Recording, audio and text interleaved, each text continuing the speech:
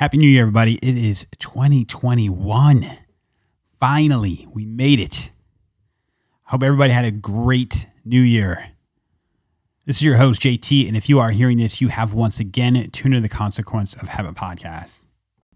All right, this is the time of year where everyone starts deciding they're going to make some positive changes. I know dry January is a popular thing going on right now. I think it's awesome. I think I respect it a ton. I'm going to be honest with you. I respect it a little bit less, only because you can now just order Athletic Brewing and pretty much get the exact same thing, minus hangovers and having to apologize in the morning for some stupid thing you said. Hey, they're actually making, this is how ridiculously easy it is now. You can order a dry January survival kit. Comes with 5 different 6-packs. Comes with a glass. I think it comes with a sticker. Right? I'm not positive on that, but you can order this thing. I don't know. Maybe you're a week into this thing by the time you're listening to this podcast, and you're like, "Ooh, I'm struggling." This seemed a lot easier on December 31st. So do yourself a favor. Go ahead and order the Dry January Survival Kit. And if it's your first time ordering, please use the promo code capital COH20 and get 20% off your first order. All right, guys, this next guest is the founder of a company called Action Oriented. I think he's the perfect way to start off 2021. And I say that because he made a drastic change in his life. And I know at this time of year, a lot of us, that's what we're thinking about. We're thinking about, hey, how do we become the better version of ourselves? What can we do that's going to bring value to our life, make us this, just better than we were? And this guy's story is just that. On the surface, it looked like he was doing great. This is a good-looking guy, super fit. He got out of the Marines. He got a job with the fire department. Gets nominated as Fireman of the Year. The guy looks like he's got it all. But truth be told, he was suffering inside. He was dealing with a lot of things, anxiety, depression, suicidal thoughts. So what does he do? He gets drastic, and he makes a drastic change. And when I say drastic, I mean this guy literally dropped everything and left the country. The guy was in Peru. He was in Costa Rica. He started backpacking. Just on this journey to find himself. And really that's what he did. And he did that through service work. We talk about it on here sometimes. Sometimes the best way to help yourself is to help others. And we're fortunate enough that he came on and told his story. So with that said, please welcome Mr. Jesse Simpson.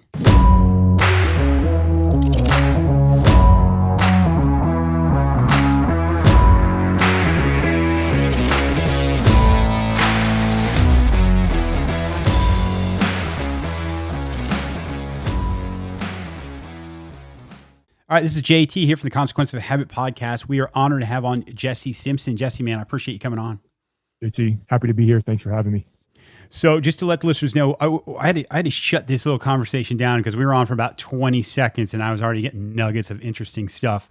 So right now you are down in Florida, correct, Jesse? Correct. Yeah, I live in Lakeland, Florida as of about 2 months ago. Okay, let's just pick up where we left off.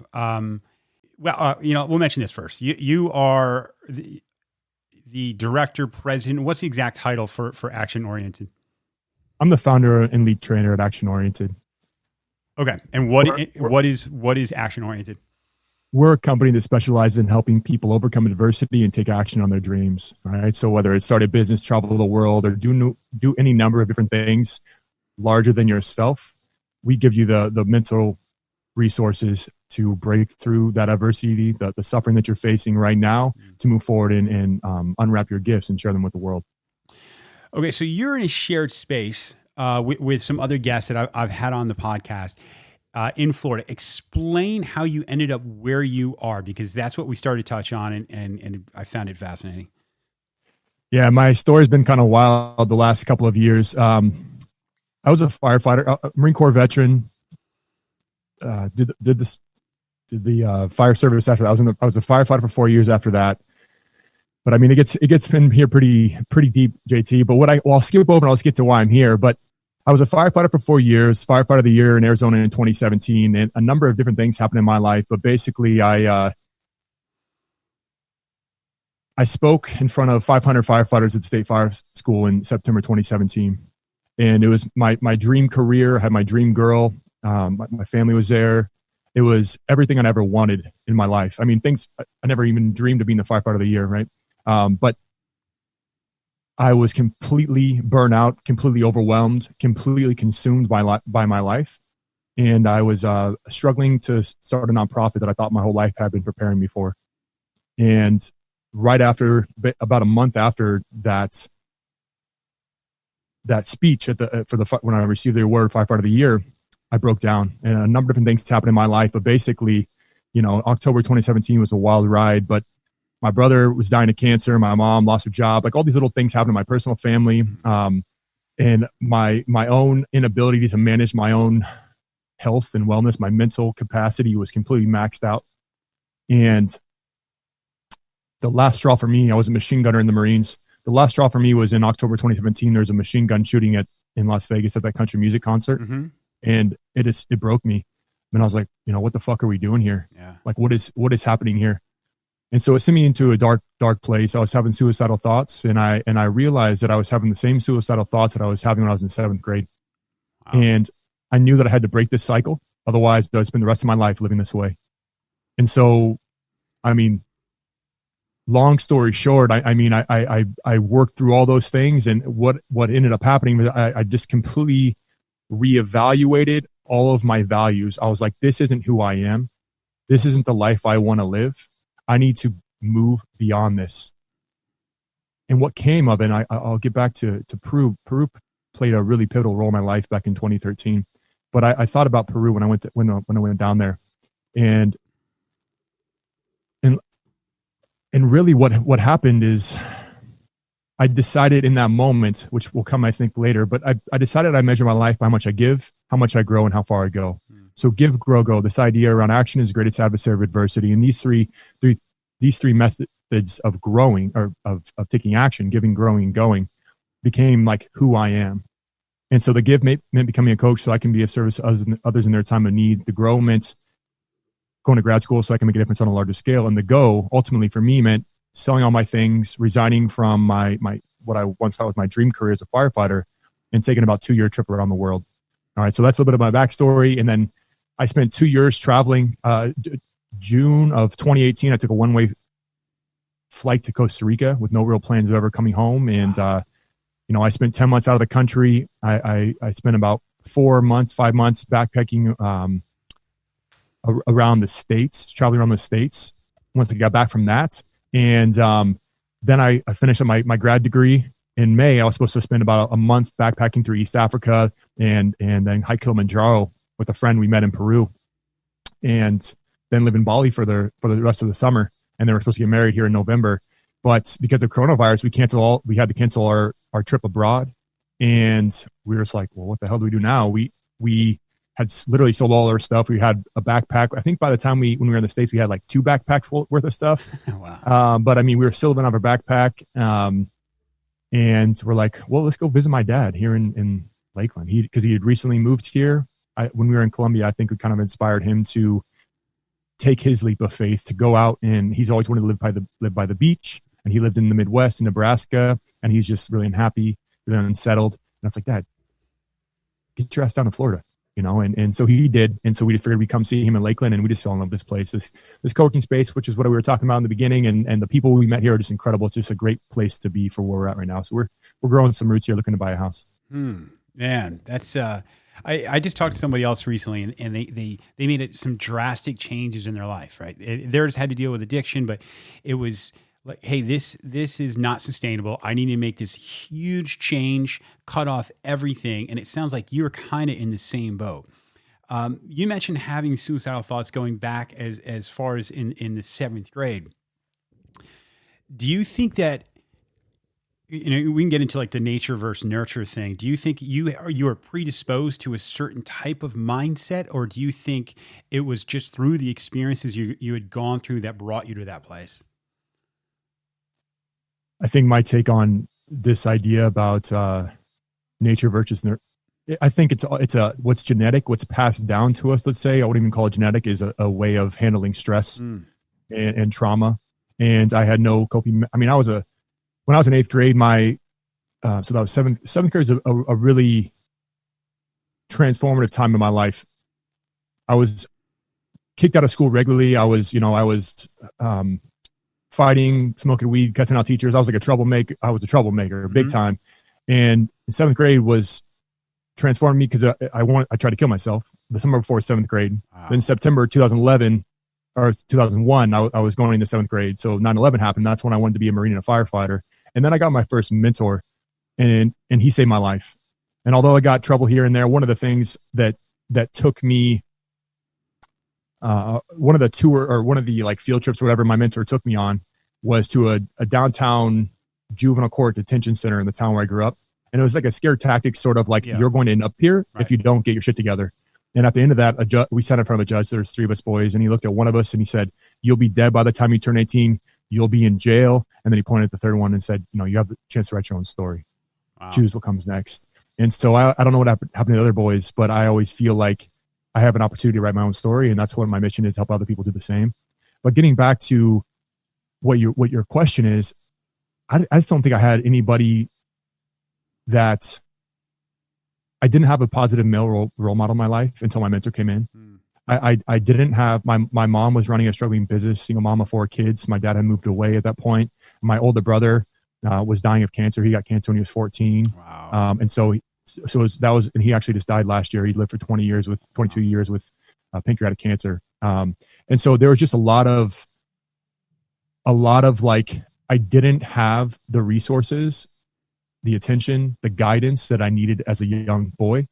And I think naturally we're going to turn to getting attention in the wrong ways. Yeah. I've done a lot of work with at-risk kids, and one of the kids that I always come to think about was he first smoked meth with his mom when he was 11 years old. Yeah. So it's like, there's something there, this person is not having the guidance, and then we're seeing all the effects of that on the surface, but inside of that is just like a low self-worth, not feeling good enough. And then it turns out in this sort of like bad behavior. Yeah. So yeah. I definitely think it's a mix between the two. I think because I've talked to people that have grown up in this like model household and had some of the same feelings, and some of it, the amount of people that were diagnosed ADHD and had certain feelings that got into substance misuse, it's absolutely staggering. So I do think that there are people that are just prone to these things, and you're right. And it's whatever our default mode to deal with those feelings of like self-worth or not being enough or trauma. I don't even know if there's a good comparison. I have a pit bull, right? And it's the best dog in the world, but it has to be brought up a certain way. And if it's left to its own devices and left on its own, sometimes they go south, and hence you've got this stigma. And I don't even think that's a fair comparison, but I just think of it as that nature versus nurture, that a lot of us have that capability to go down the wrong path. And you need a mentor. You need that alpha person, whether it's a male, female, just to kind of give you that blueprint of how you're supposed to be doing things to lead a successful, happy life. Would you say that the Marines or that sense of structure was something else that at least temporarily added value and saved you in some ways? Absolutely. Yeah. I mean, I don't know where I'd be without the Marines. Like I said, I focused on it starting in 7th grade, and when I still got in trouble here and there, and I eventually got kicked out of my home my freshman year in high school, and still was able to focus on. It was actually probably the best thing that could have happened to me. It was a really traumatic experience to get kicked out of my own home. I felt like my own family doesn't want me, which is stuff I'm probably still I've had to definitely still deal with as an adult. Yeah. But it's like when you look back on what you thought was the worst thing that happened to you, it ends up being the best thing. It was the greatest gift because the people that I was growing up with were not the best people that I wanted to be around. They're just not in a good space right now.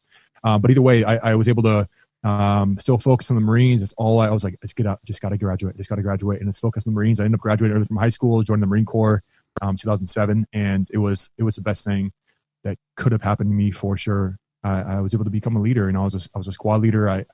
People actually just met with my lieutenant, who was a lieutenant or platoon commander for 2 deployments just about a month ago, and I haven't seen him for like 10 years or so. We were just talking about that. It's like you're the first person that ever saw anything in me.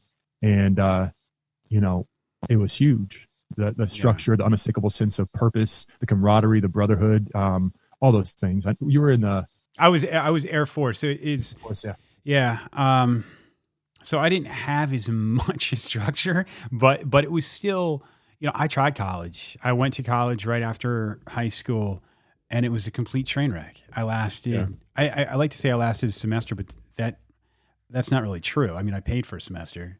And I mean, this isn't about me, but I think I share the same thing, that I need that structure. When I was left to my own devices, things don't go well. And that even happened when I got out. Like, I got out and thinking that I can, like, oh, now I know how I'm supposed to do things. And that wasn't true. So I still struggled. So I definitely, I get that. And I think it's important for these kind of stories to be told, because there's a lot of kids. You see these kids and you see that they're troubled, and you think, well, their future's already decided. Like, this kid doesn't have a chance.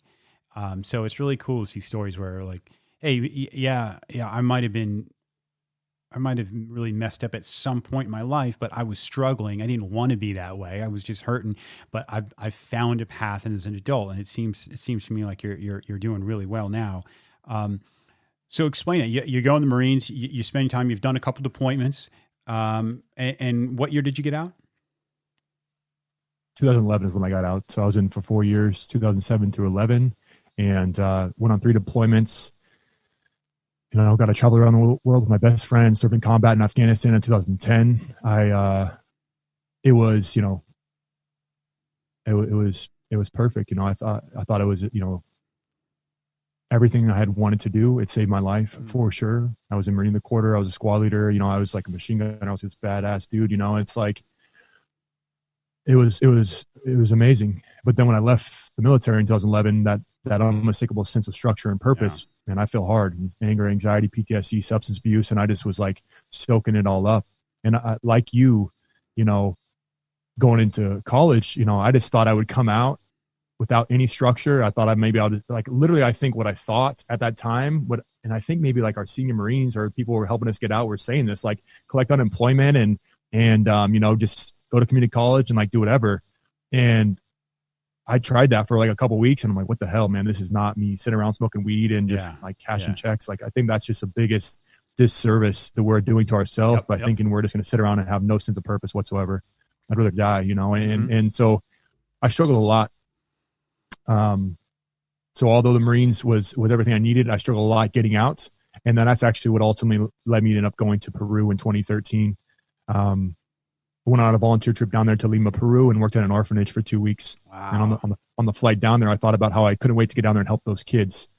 Here I was, this American. I've traveled the world. I've seen all these things. Like, after 2 unforgettable weeks, it was clear that, they helped me and they changed me. And so that's what really pushed me to value service over self, questions over answers, and people and purpose over power and money, because here I'm coming from like the richest country in the world that we think we have all the answers. Like you said, some of these people that are coming from well-off homes, so like something is off here. But now here I am playing with kids who have like sticks and balls, and they're playing in the dirt, and they're the happiest I'd ever seen. Yeah. So it's like I started to question what was going on. And that just completely shifted my perspective. And it's ultimately what led me to move on and do, just a shit ton of volunteer experience, hundreds of hours of volunteer experience around the Phoenix Valley in Arizona, working with at-risk kids. I was a mentor, and that kind of manifested as, I need to start a nonprofit. And it would help. It'll be basically pairing up veterans with troubled kids because I know they both can help each other. Because it was service and volunteering and connecting with something larger than myself that helped me when I was transitioning. And it's definitely a mentor that just cared about me, spent the time with me after school that saved my life when I was a kid. And so just putting those together, I thought my whole life was preparing me for it. And my best friend from the Marines died of a heroin overdose, which in November 2016. And, a number of guys I served with have committed suicide. And I'm just like, we're focusing too much on ourselves, and we need to serve something larger than ourselves, get our own way. And that's kind of that's the backstory, I guess, of where we first started off. But is that where the giving, growing, going concept came from? Yeah, I hadn't had the words at that time, but that's what I knew propelled me forward. And I think, anybody who's answered the call to action to service in military or community service of any kind, you do it because of something maybe you can't even explain. It's a feeling. It's like, this is the right thing to do. And so that just propelled me forward, and it just allowed me to overcome a lot of different things. And the idea of having the questions over answers, it's like I was given these belief systems. I was told to think this about myself, others in the world. And I don't buy it. I don't buy what I was given. I think the maps we were given were outdated. And so I started to question a lot of things. I think that's probably in my nature as well. I was a pretty troubled kid. I always kind of maybe looked up at authority in a way. Just question things. Yeah. And then just the idea about taking action just really came there towards the end, when I was really struggling and I was a broken man, having suicidal thoughts, when I was a firefighter a few years later.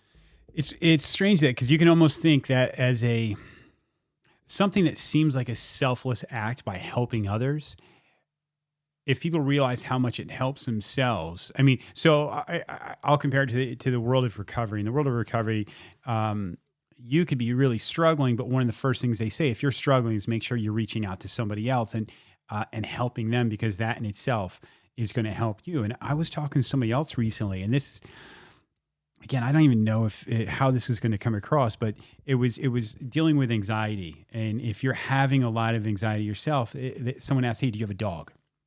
I said, "I do." They said, "Pet your dog."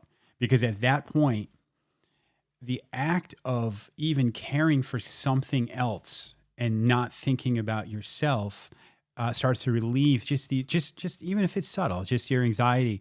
And I think you start doing that to some of the things you mentioned, working in an orphanage, working in Phoenix. It's just got to be so much more, such a higher level. And I haven't experienced that near as much. A little bit in the world of addiction, but I'm actually excited to start taking up that concept. Was your family all on board? When you start saying, "Hey, I'm going to Peru, I'm going to start helping out," did you get some odd looks at first when you started telling people that, "Hey, I'm quitting the fire department and this is what I'm going to go do"? Yeah. So the first time I went to Peru, no. But when I decided I was going to resign from my stable career, my dream career, and sell my stuff and travel, actually the first person I told was my now wife. We actually got married a couple of weeks ago, but congrats. Thank you. Yeah. We had kind of joked about, so I was having a hard time with the fire service. Because what I saw is, I don't know if most people know this, but the vast majority of calls are mental health in nature. Yeah. And so this is drunks and addicts in the streets, to suicides and overdoses in people's homes. Like here I am going on overdoses, and my best friend died of a heroin overdose. Yeah. And it's just like something was off here. The system is not really giving it. It's just like the pharmaceutical industry. We're putting a Band-Aid on like a deeply rooted problem. And this is just societal wide. So I just that didn't sit well with me. And then I saw like a kid, like I said, that some of those kids I worked with at these different homes, smoking meth with their mom when they're 11, that's not his fault. Now he's 15, he's in this home because he's a bad kid. It's like, Well, come on, guys. So a lot of these things just kind of rubbed me the wrong way. And I had at that point been always called back to Peru. And there was something about that time that just was like it was such a gift. It was so refreshing. And then I come back and I go about my life and I do some volunteering here and there, but it's like, I'm just living my life. I'm doing the firefighter thing. But my wife now, Jessica, she had a friend, or actually her old roommate, had recently moved to Costa Rica. And we're like, why don't we just move to Costa Rica? And we're kind of joking about it and that kind of stuff. But I was serious. And she was like, oh yeah, maybe, people talk about like traveling and that kind of stuff, but taking that step is a whole nother level. But basically that was kind of festering, and I was struggling a lot. We were fighting broke up about a million times in this, about this time really, in 2017 through Christmas. And then on New Year's Eve going into 2018, I remember talking to a couple of friends at a New Year's Eve get together. And I was like, I'm going to Costa Rica. And we just, whatever it was. And I just decided in that moment, and it's like, once I committed, all the pressure, all the stress that I was feeling in that moment, the suffering that was coming through me and it destroying my life, like it's like I took a backpack off that I didn't know I was carrying. I was like, I'm doing this. And Jessica was like, look, long story short, she was looking at me like, what the F? We talked about this, but I didn't know this was serious. We worked through a lot of stuff. So that was tough. Jessica was like, a couple months later, a couple weeks later, she was like, after all we've been through, it feels like you're just leaving me behind. And that like punched me in the gut, because she had been with me through a lot and she was just unconditionally by my side. I was a firefighter of the year and I was smoking weed at work, and I was having all this depression and all this stuff was going on. She was there, and that really stung me. But then when she committed and we talked through it, she found a way too. So we ended up doing it, obviously, but that was the biggest one. And then as far as my family, my dad didn't understand. My mom didn't really understand, and definitely no one in the fire service understood, because that's not something you really do. And so I did feel I snuck out. I freaking didn't tell anybody I was leaving. I used sick and vacation time. I was in Costa Rica for 2 months before I even actually resigned in August. So it was like a very hush hush sort of thing. I had to sneak out the back door, and I stopped asking for permission. And so people didn't understand. And I was just like, I need to do this. This is my life, and I'm going to move forward and just execute on this, whether anybody likes it or not. Yeah. That whole thing of being part of the fire department, and on the surface, it looks like, take fire department out of it. On the surface, it looks like you're kicking ass in life, right? You're firefighter of the year. I'm sure your peers looked at you like, this guy's got his stuff together. Meanwhile, you're trying to escape out of your own brain, however that looks, right? That kind of dichotomy of two different things going on. I know that feeling, and it's exhausting because it's a facade, and you feel this pressure to hold it up. So I imagine it had to be extremely liberating to be able to push that out the side. And maybe you snuck out the back door, but at the time it sounds to me like that's what you had to do. Like you just had to, something had to change, what is it? I just want to go back to Peru real quick. You've mentioned it a couple times. Like, what is it about Peru that draws you in? I think just that original experience always stood out to me. I traveled a bit in the Marines throughout Southeast Asia and then Afghanistan and some different places, but it's different when you're with the military, And so that first time I went down there pretty much by myself and just got to experience another way of life, it just opened my mind to that there are other ways of living, and that I don't have to live like this, that I can be in control or in charge of where my life goes instead of just following this like predictable path. 30 years you'll be retired, then you can enjoy, all this sort of stuff. And it was really powerful for me, because we spent 10 months out of the country, 8 months in Central and South America. But in January of 2019, so 6 years to the date, we were back in Lima, the city that changed the course of my life. And we were there. We spent 2.5 months in Peru, but we were back in Lima where it all began. And it was just like everything came full circle. But there's just something about, for me, being on the road, that you just get to get out of your own way and just experience it and feel real presence, Yeah. And there's just all these sort of synchronicities and all these different things that happen that it's almost like talking about it doesn't make any sense. But like, if, the people you meet and the life that you see. And I think one thing that really stands out as I'm talking about this out loud is like seeing what other people have and how they live, but how they feel about it and how grateful they are. And the smile on their face, and they have like literally nothing to their name. And so I just think that is just so incredibly refreshing and so needed as we're continuing to get bombarded with feelings of like not being good enough and marketed to and all these different things. Like I don't watch TV, but as soon as I sit down in front of a TV, I'm just like, these commercials are driving me crazy. Yeah. And just, so just that, like just living your life I think is the greatest gift. So Peru, Colombia, Costa Rica, and throughout Europe, we just experienced that. And it was just such a gift. Do you think it has something to do with their lack of distractions? Like there's just there's a bigger sense of mindfulness because you're living in the moment. And like you said, it's not this constant struggle to look like Instagram filter or this. You're not constantly putting something out, waiting for a reply to come back as a way to, what's the word I'm thinking? I don't know, just give you a feeling, a sense of self-worth. Like they're just living a simpler life. And I don't think it's a mistake. And I've mentioned before that, or coincidence that with the rise of things like social media, has come the rise of, the death by despair has like gone through the roof. Like it's absolutely insane.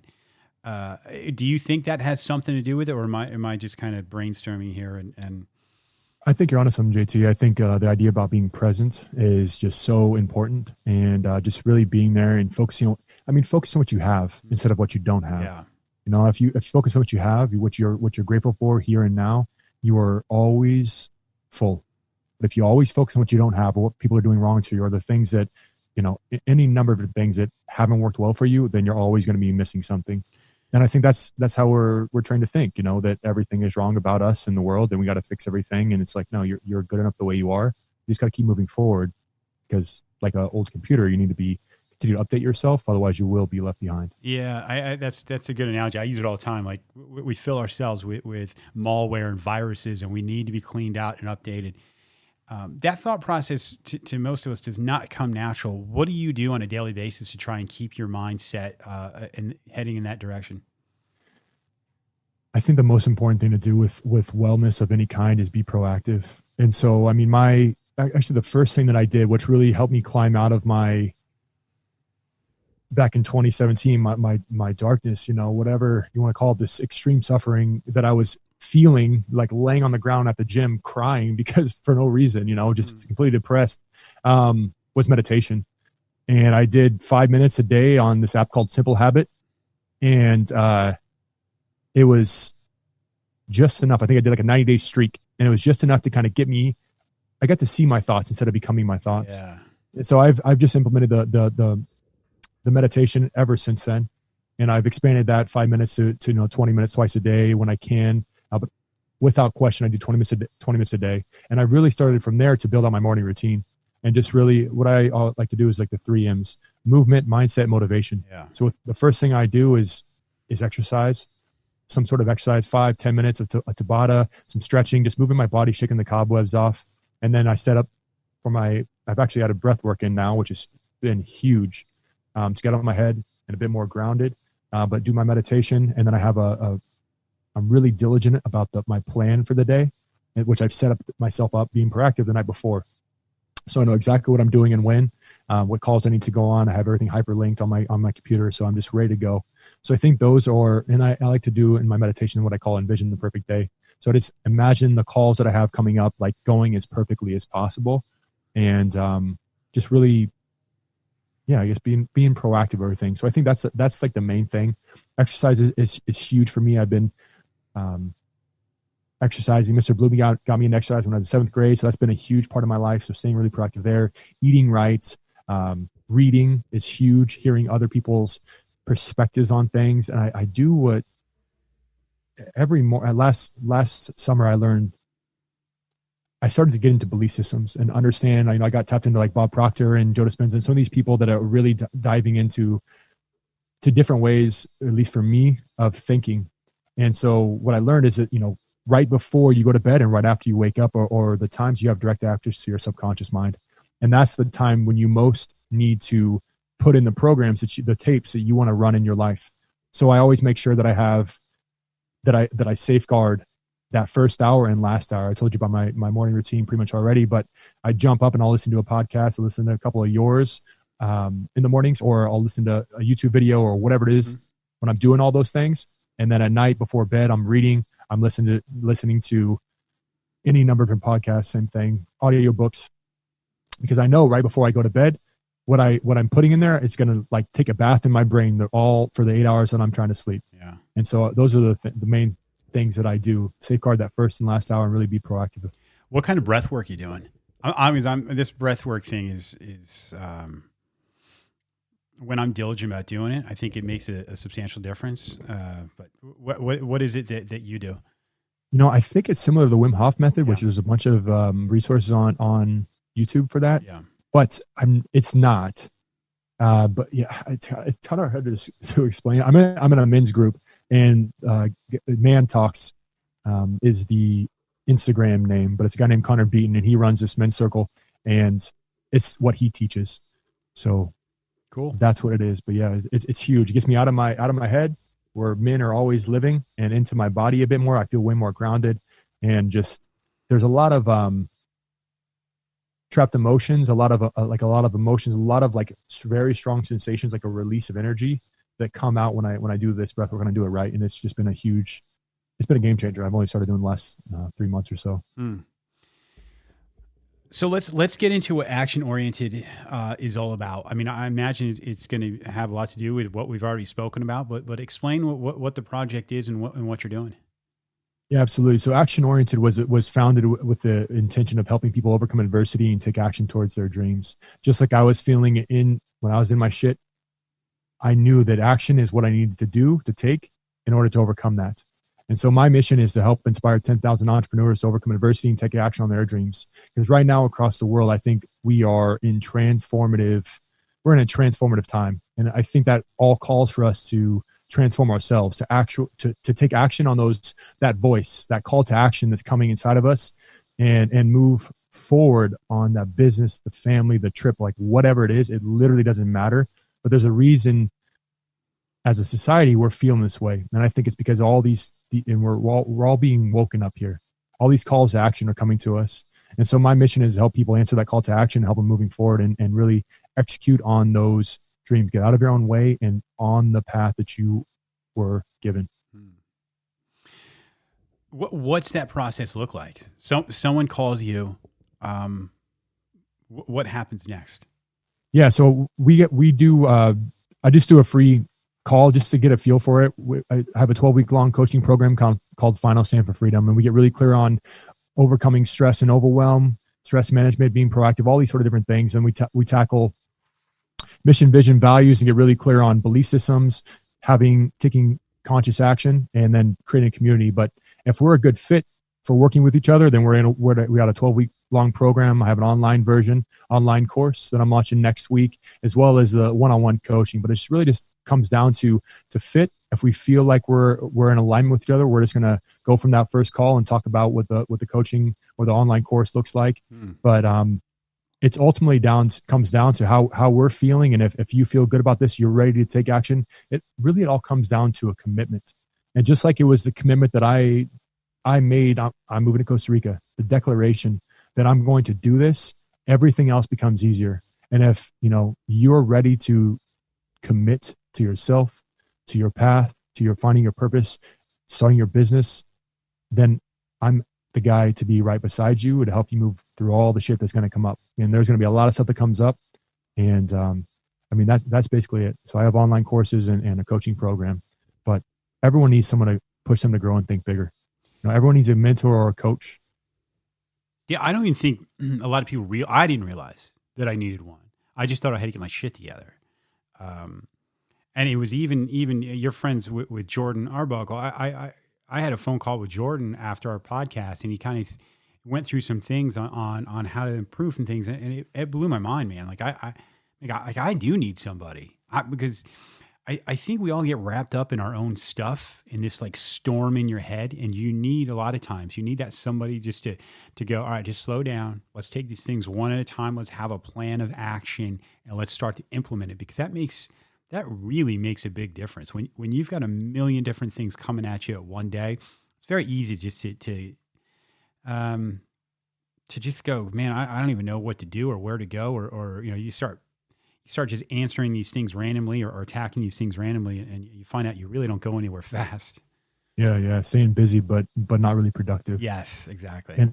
And I think to build upon that, it's just we can't go to where we want to go. We can't go to the next level in our life, health, wealth, relationships, whatever it is, with the same line of thinking that got us to where we are. And our mind has a way of tricking us to make us think we're moving forward. Yeah. But we're really just answering emails and staying busy all day and end up being exhausted, but we're not actually moving forward on our goals. Yeah. And so I think that's the point of a coach or a mentor. They're the loving interruption to give you the nudge to keep moving forward and help you see through your bullshit and all the stories you're telling yourself, so you can actually rise to the challenge, answer that call to action. And so I just fundamentally believe it's a coach and a calling that has saved my life. And it's a coach and a calling that it's going to save anybody's life. You got to have someone to push you to grow and think bigger. And it can't be close friends or family. They have their own hidden agendas, God bless them, but it's just not going to work. And you got to be on a mission to serve something larger than yourself. Your calling, starting that business, growing your podcast, doing whatever it is, trying to change one person's life, getting over yourself is just instrumental, I think, as we move forward in these weird times in the world. Did your wife struggle with that for a while? Because it sounds like you just made this drastic change, and not that that's a selfish thing. That sounds like it had to be done. But how long did that linger? That feeling of, hey, I'm making this change, and she's got to be feeling like, man, I hope I'm part of that, whatever that looks like. Yeah, in the beginning it was tough, and I realized this is something I'm still realizing today. But I realized back then that you don't want to try to change people. You just want to guide them in a way, but through your own actions. Like your actions are speaking louder than your words. Yeah. And so what I mean is, when I started meditating, Jessica knew that she saw the difference in me. Maybe I brought it up. I told her what I was doing, but I didn't push her to meditate. Or the times that I did, at least she resisted. But she just saw the change in me. So she started to be interested. And so that's just really kind of the path that we have followed. But back to, that moment laying in bed, and she was crying, and she was like, feels like after all we've been through, you're leaving me behind. And that like set me back. And I was like, damn, what am I going to do here? And so we just talked it out. We worked it out. We figured out how we're going to do it. I'm like, look, we actually sat down and we kind of wrote out our goals to make sure we're like compatible in a way. And I was like, your top 3 goals are travel the world, become a teacher, and, start a family. And mine are travel the world, go to grad school, and start a family, whatever it was. We are in alignment. We're compatible. We just got to figure out how to make it work. Yeah. And we're like, okay, well, we can go down there and you can be a teacher, and you can be a TEFL teacher or an English teacher online. And I can go to grad school online. And so that's basically how it all came about. But relationships are tough, but I just think the feeling of, first of all, taking control of your life and just demonstrating through your actions. Like for me, meditation, through journaling, through a lot of different things that I've tried, she's taken on just almost naturally, because she's like, why wouldn't I want to feel like he does, or whatever. Yeah. And I've learned a lot from her. But just without pressuring. So I think that's the biggest thing. Like, lead by example without putting pressure. Because when you put pressure on people, it makes them feel like they're not good enough. Just subconsciously, they're going to think like, something's wrong with me. That's why he's trying to fix me or change me. And that's just really a projection of my own insecurities if I were to try to push Jessica into doing something. Yeah. Yeah. Did your journey itself, did that help with your issues with substances? Was it just almost like a self-correcting thing? Was that its own separate thing that you had to tackle along the way?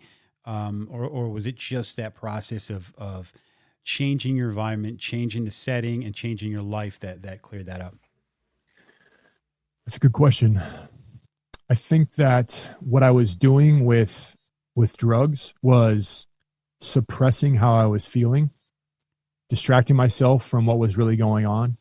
And what was really going on was I was deeply insecure. I was unhappy with myself and all these different things. And so when I decided to do what I did, leave everything behind and just kind of create my life instead of life creating me, I felt a huge release of pressure. And it's like the little voice inside of me, I started tuning into that. And I didn't have to hide from it, because I was moving forward and doing what it was asking me to do in a way. It's like that inner child, it's like, travel the world, you're going to die. Like, why would you want to sit around and wait and feel sorry for yourself? And so that's what I was suppressing. And then once I was no longer suppressing that, I was free to live and be how I wanted to be. And I no longer had to run for myself, hide for myself. That is such an important thing, man. And it's so easy to forget, like, yeah, we got one fucking chance at this. You got one shot. As far as we know, who knows? But I mean, as far as you and I know, this is it, man. So if you want to go to Peru or you want to go to Costa Rica, I don't care where you want to go. If that's what's calling you, man, then do it. Like, fucking do it. So I mean, obviously it gets trickier when we start dealing with kids and mortgages and all that other stuff. But I think it's important. I mean, I have a daughter who's 21, and she's got all these different great things lined up, but they're their traditional things. Like, hey, you've got a job lined up. And I think it is so important for people to know you don't have to do that right now. Because if going somewhere and doing something, following your passion makes you happy, those things will be there. Like, they'll be there. So just remember that and follow your dreams and try and be as happy as possible. I mean, don't get me wrong, pensions are great, but if you're miserable with a pension, then what's the use? It's like, Yeah. That's my little soapbox for this episode. But the physical fitness side of things, I think, is another thing that is easy to get away from, and it's an easy thing to you don't realize the type of extra weight, not just physically, but kind of mentally and metaphorically that adds on you. If I know myself, man, I haven't been working out much. I started to just feel depressed. Man, life just doesn't seem as exciting. And I don't know if that's the ADHD, it's all that nervous energy building up inside of me. But what type of workouts are you into? Are you a weight guy? You a cardio? Like, what's your thing? You know, I've actually had to dial back since about February. I ran a marathon in February, and I'm a big guy, like 240 pounds or so. And lifting has been my thing. My mentor, Mr. Blue, was a former Kansas City Chiefs football player. So we would go to the gym and like lift weights. So that's what I did all through high school, all through the Marines, and all afterwards. But then I decided I wanted to run a marathon about this time last year. So I trained for that, and it was tough. I'm not going to lie. It was tough to move your body that far, but I've been having these sleep problems since then, where I have like this twitching, this sort of like somatic I hate the same things thing. that are going on. Same thing. So I can't lift. I can't do anything too intense. I'm just actually able to now get back into running, and I just do a lot of body weight stuff, a lot of stretching, and I still do my my morning routine. Cool. All right, Jesse, listen, if there's anything else you want to cover, man, I'm open to it. If not, then we can let the people digest of this information and check out what you've got going on the website, and we'll make sure that the show notes are on that. And you said you might have a special offer for the guests also. I'm sorry, for the listeners. Yeah, absolutely. So I'm offering $100 off the Final Stand for Freedom online course. So we got a 12-week-long course that's going to move you from stuck, stressed, and overwhelmed to present, proactive, and engaged with your life. And it's just going to move through all things humans, taking you from the struggle, the suffering, the overstressed, overworked, overwhelmed, to getting really clear on who you are, why you're here, and where you're going. And what I really believe is once you get clear on those things, I think going back, you talked about your daughter or any number of people, we're given this map, and it's a clear path. We can see the end of the tunnel. But I think that's where we do a lot of disservice to ourselves. Because I think once we start with the end in mind, with that, we paint that picture of where we want to go. All we have to do is take the next step. We take the first step. We commit to getting there, and then we take the first step, and then the next step always appears. And so that's what I believe, and that's what this map, this course is all about. It's a new map that you get to create that's all about taking that step and realizing that you're exactly where you're supposed to be at this exact moment in time. And that if you want to level up in your life, you need someone to push you to grow and think bigger. And this is a course that's going to help you get out of your own way. So I'm offering $100 off to your listeners. I'll leave the promo code in the show notes there for you, JT. And anybody else who's interested, please don't hesitate to reach out. We can schedule a call. I'll leave a couple links in the show notes for you to check out the website. And if there is something inside of yourself that's calling you to dream bigger, to do something bigger than yourself, a business, a trip, even just show up as a man for your family, whatever it is, you need to get out of your own way. And whether it's me or someone else, find a coach, a mentor that can help you to grow and think bigger. Dude, awesome message, man. Jesse, I really appreciate you coming on here and doing this. This episode has gone absolutely fantastic. I really dig what you guys are doing or what you're doing, and I'm excited to see where it goes. JT, really happy to be here. Awesome. Thanks, man. Thank you. All right, that's it from us. Well, by us, I mean me. Thanks for tuning in. Appreciate you guys downloading or subscribing or liking or I don't know, whatever you're doing to this. Hey, we've got some big things coming on. I'm about 6 or 7 guests in right now. already lined up, just sitting in the can, ready to go. And I don't want to say each one gets bigger. That's not true. It's just, I find more and more people willing to come on here and tell their story. And I'm really excited about it. I want to get the stories out to as many people as possible. So that's where I ask for your help. Please tell a friend, phone a friend, let them know what's going on here. And I'm going to say that's it. I will catch you guys next week.